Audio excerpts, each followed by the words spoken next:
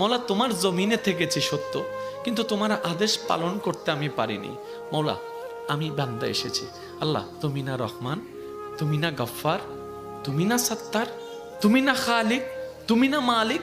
মৌলা তুমি চাইলে তো দিনকে রাতও বানাইতে পারো, রাতকে দিনও বানাইতে পারো সেকেন্ডের আগে।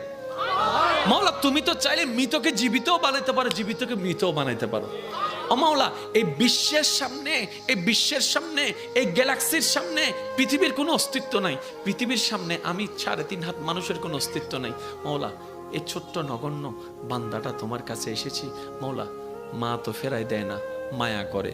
তুমিই তো বলেছো মায়ের চাইতে 1000 গুণ বেশি তুমি বান্দাকে ভালোবাসো, বান্দাকে ভালোবাসো। ও মাওলা তুমি দৌড়াই দিলে কার কাছে যাব? তুমি রহমত না করলে কে রহমত করবে? তুমি ফিরাই দিলে আমি কার কাছে যাব? ও মাওলা তুমি ছাড়া তো আমার কোনো উপায় নেই, তুমি ছাড়া তো আমার কোনো উপায় নেই। ও মাওলা এবার বান্দা চোখের পানি ফেলে ফেলে কান্না করতেই আছে।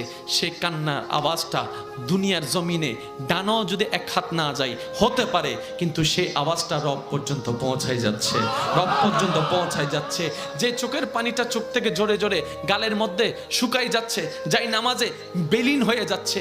না রে ভাই, না, এটা এতটুকু বিলীন হচ্ছে না, এটা রব্বে করিম হাদিসে পাকের ফরমান অনুযায়ী আশিকের সেই চোখের পানিকে ফেরেশতার মাধ্যমে আল্লাহ একটা বাটিতে সংরক্ষিত করে রাখে, যে বাটিটা জান্নাতের মধ্যে থাকবে, জান্নাতের মধ্যে থাকবে। এমন পানি আল্লাহ পাক নষ্ট হতে দেয় না। বান্দা চোখের পানি ফেলতেই আছে, মন থেকে আত্মসমর্পণ করতেই আছে।